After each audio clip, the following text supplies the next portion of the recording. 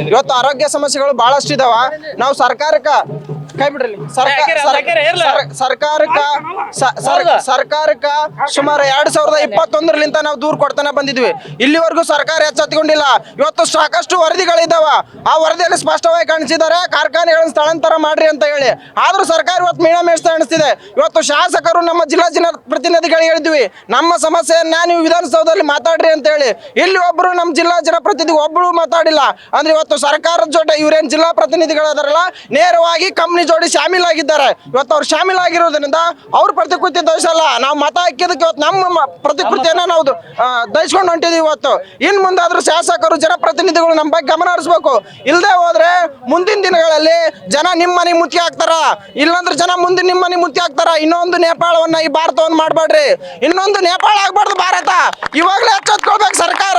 ಸಿದ್ದರಾಮಯ್ಯನವ್ರೆ, ನೀವು ಅಲ್ಲಿ ಕುಂತ್ಕೋಬೇಡ್ರಿ. M B Patil ರೇ, ನೀವು 4,000 ನಿಮಗೆ ಟ್ಯಾಕ್ಸ್ ಕಲೆಕ್ಟ್ ಮಾಡೋಕ್ಕೋಸ್ಕರ ಸುಮಾರು 50 ಜನರು ನೀವು ಬಲಿ ಕೊಡ್ತಾ ಇದ್ದೀರಿ ರೇ. ಇವ್ರು ಸಿದ್ದರಾಮಯ್ಯನವ್ರೆ, ಎಂ ಬಿ ಪಾಟೀಲ್ ನಮ್ಮ ಗ್ರಾಮಕ್ಕೆ ಬರ್ರಿ, ನಿಮ್ಮ ಹೆಂಡ್ರ ಮಕ್ಳು ಕಟ್ಕೊಂಡ್ ಜೀವನ ಮಾಡ್ರಿ, ಗೊತ್ತಾಗತ್ತೆ. ಇವತ್ತು ನಮಗೆ ನಮ್ಮ ಸೇವದ್ನ ನಿಮ್ಮ ಬಕ್ಕಸ ತುಂಬಿಸ್ಕೋಬೇಕಾ? ಸರ್ಕಾರದ ಬಕ್ಕಸ ತುಂಬಿಸ್ಕೋಬೇಕಾ? ನಾಚಿಕೆ ಆಗ್ಬೇಕು ಸಿದ್ದರಾಮಯ್ಯನವ್ರೆ. ನೀವು ಹಸುರು ಟವೆಲ್ಲ ಹಾಕ್ಯಂತೀರಿ, ನಾವು ರೈತರು ಅಂತ ಹೇಳ್ಕೊಂತೀರಿ. ಇವತ್ತು ರೈತರು ಸಹಾಯಕತ್ತಾರ, ನೀವು ಇನ್ನೂ ಕಣ್ ಬಿಟ್ಟಿಲ್ಲ ಅಂದ್ರ ಏನ್ರಿ ಸಿದ್ದರಾಮಯ್ಯನವ್ರೆ? ಇದು ನೀವು ಯಾರು ನೋಡ್ತೀರಿ? ನೀವು ರೈತ ಸಂಘದಿಂದ ಬಂದಿದ್ದೀವಿ ಅಂತ ಹೇಳ್ತಿದ್ರಿ. ನೀವು ನಾವು ಹಿರೇಬಗನಾಳ್ ಅಂತ ಬಂದಿದ್ವಿ ಸರ್. ಹಿರೇಬಗನಾಳ್ ಅಂತ ಬಂದಿದ್ವಿ. ಅಲ್ಲಿ ಬಹಳಷ್ಟು ಸಮಸ್ಯೆಗಳಿದಾವ. ಇವತ್ತು ವರದಿಗಳನ್ನ ಇದಾವ. ನಾವೇನ್ ಹೇಳ್ತಿರೋದು, ಇವತ್ತೇನು ವರದಿ ಆಗೈತೆ 2025ರಲ್ಲಿ ಕಾರ್ಖಾನೆಗಳನ್ನು ಸ್ಥಳಾಂತರಿಸ್ಬೇಕಂತಂದೇಳಿ ಆ ಕಾರ್ಯ ತ್ವರಿತವಾಗಿ ಆಗ್ಬೇಕು. ಮತ್ತೆ ಯಾವುದೇ ಕಾರ್ಖಾನೆಗಳಿಗೆ ಕೊಪ್ಪಳ ಜಿಲ್ಲೆಯಲ್ಲಿ ಅವಕಾಶ ಮಾಡಿಕೊಡ್ಬಾರ್ದು. ಯಾಕ ನೀವು ಅಷ್ಟೇ ಒಳ್ಳೆ ಕಂಪ್ನಿಗಳನ್ನ ಇಟ್ಕೊಂಡು ನಮ್ಗೆ ಯಾಕಿಂತ ಕಾರ್ಖಾನೆಗಳಿಗೆ ಕೊಡ್ತೀರಿ?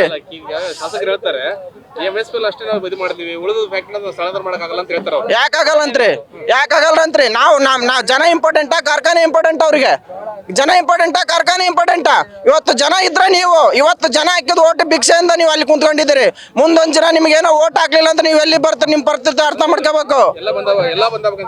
ಹೌದು, ಎಲ್ಲವೂ ಬಂದಾಗಬೇಕು ಸರ್. ಎಲ್ಲವೂ ಸ್ಥಳಾಂತರ ಆಗ್ಬೇಕು. ನಾವು ಕಾರ್ಖಾನೆ ವಿರೋಧಿಗಳಲ್ಲ. ಇಂಥ ಕೆಂಪು ಪಟ್ಟಿ ಕಾರ್ಖಾನೆಗಳನ್ನ ತಗೊಂಡ್ ನಮ್ಮ ಮನಿ ಮಕ್ಳು ಹಾಕಿ ನೀವೆಲ್ಲ ಕುಂತ್ಕೊಳ್ಳೋದಲ್ಲ. ನಮಗೆ ಕಾರ್ಖಾನೆಗಳನ್ನ ತಂಬರಿ. ಎಂತಾವ್ ತರ್ತೀರಿ ಕಾರ್ಖಾನೆಗಳನ್ನ? ಮೈಸೂರು ಬೆಂಗಳೂರು ಹೆಂಗ್ ಕೊಡ್ತೀರಿ ನಮ್ಗೂ ಅಂತ ಆಟೋಮೊಬೈಲ್ಸ್ ಬೇರೆ ಕಾರ್ಖಾನೆಗಳನ್ನ ತಂಬ್ರಿ. ಇಂಥವ್ ಯಾಕೆ ಕರೆ ಬೂದಿ ಕಾರ್ಖಾನೆಗಳನ್ನ ತಂದು ನಮ್ಮ ಗ್ರಾಮಕ್ಕೆ ಹಾಕಿದ್ರಿ ನೀವು? ಗೌಶಿದಪ್ಪ ಅಂತ ಸರ್. ಮತ್ತೆ ಕೆಮ್ಮು ನೆಗಡಿ ಜಗಜನ ಐತಿ. ಕಾರ್ಖಾನೆ ಧೂಳ ಜಾಸ್ತಿ ಐತಿ. ಶಾಲೆಗೂ ಕೂಡ ಜಾಸ್ತಿ ಧೂಳ ಬರ್ತಾ. ಬೆಂಚ್ ಮೇಲೆಲ್ಲ ಧೂಳ. ಮತ್ತೆ ಕಾರ್ಖಾನೆ ಸೌಂಡ್ ಬರ್ತಾ. ಪಾಠ ಹೇಳೋದು ಅರ್ಥ ಆಗಲ್ಲ. ಒಂದು ಚೆನ್ನಾಗಿ ಕಾರ್ಖಾನೆದಿಂದ ಧೂಳದಿಂದ ನಮ್ಮ ಊರಲ್ಲಿ ಜಗಜನ ಸತ್ತಾರ. ಊಟ ಮಾಡೋವಾಗ ಮತ್ತೆ ಧೂಳು ಜಾಸ್ತಿ ಬರ್ತಾ. ಅದರ್ಲಿಂದ ಹೊಟ್ಟೆ ಕೊತ್ತಂದ್ರ. ಈಗ ನಿಮ್ದು ಯಾವ ಶಾಲೆ? ಸರ್ಕಾರಿ ಹಿರಿಯ ಪ್ರಾಥಮಿಕ ಶಾಲೆ ಹಿರೇಬಗನಾಳ. ನಿಮ್ಗೆ ಏನನ್ನ ಅದ್ರಲ್ಲಿಂದ ಕಾಯಿಲೆಗಳು ಏನನ್ನ ಬರಕತ್ತಾವ? ಆಸ್ತಮ, ಟಿವಿ ಎಲ್ಲ ಬರ್ತಾವು. ಮತ್ತೆ ರಾತ್ರಿ ಉಸಿರಾಟಕ್ಕೆ ತೊಂದರೆ ಆಗುತ್ತಾ. ಮತ್ತೆ ಆಟ ಆಡೋ ಮುಂದೆ ಗ್ರೌಂಡ್ನಾಗೆಲ್ಲ ಧೂಳು ಬರ್ತಾ. ಮತ್ತೆ ಅದು ಕಾರ್ಖಾನೆದ ಸೌಂಡ್ ಕೇಳಿಸ್ತೈತಿ. ಪಾಠ ಮಾಡೋ ಹೊತ್ನಾಗ ಸೌಂಡ್ ಕೇಳಿಸ್ತೈತಿ. ಹ್ಞೂ ಸರ್, ಬಂದ್ ಮಾಡಕ್ ಸಲಾಗಿ ಹುಡ್ರಿಗೆಲ್ಲ ಯಾವ್ದ್ರ ಕರೆಬೂದಿ ಕಾರ್ಖಾನೆ ಕರೆಬೂದಿ ಎಲ್ಲ ಹುಡ್ರಿಗೆ ಎಲ್ಲ ರೋಗಗಳು ಬರ್ತಿದಾವು. ಅವನ್ನೆಲ್ಲ ಮುಚ್ಚಿಸ್ಬೇಕಂತ ಕೇಳ್ಕೊತೀವಿ. ಮತ್ತೆ ಶಾಲೆಗೆಲ್ಲ ಊಟ ಮಾಡ್ತಿದ್ದಾಗ ಕರೆಬೂದಿ ಬಂದು ನಮ್ಮ ತಾಟ್ನಾಗ ಕೂತ್ಕೊಂತೈತಿ. ಕೈ ಹುಡ್ರೆಲ್ಲ ಕೈ ತೊಳ್ಕೊಳ್ಳಾರ್ದ ಊಟ ಮಾಡಿದ್ರ ಮತ್ತೆ ಅವ್ರ ಹೊಟ್ಟೆಗೆ ಹೋಗಿ ಅವ್ರಿಗೆ ರೋಗಗಳು ಬರ್ಬೋದು. ನಮ್ಮ ಶಾಲೆಯಲ್ಲೇ ಒಬ್ಬಕ್ಕೆ ಅಕ್ಕಗ ಅಸ್ತಮ ಅಂತ ರೋಗ ಬಂದೈತಿ. ಆಕಿ ಆಟ ಆಡೋಗಿಲ್ಲ, ಏನಿಲ್ಲ. ಆಕಿ ಪಾಪ ಆಟ ಆಡ್ಬೇಕು. ಆಕಿ ನಾವು ಆಡೋದು ನೋಡಿ ಆಕಿಗೆ ಎಷ್ಟು ನೋವಾಗುತ್ತೋ ಗೊತ್ತಿಲ್ಲ.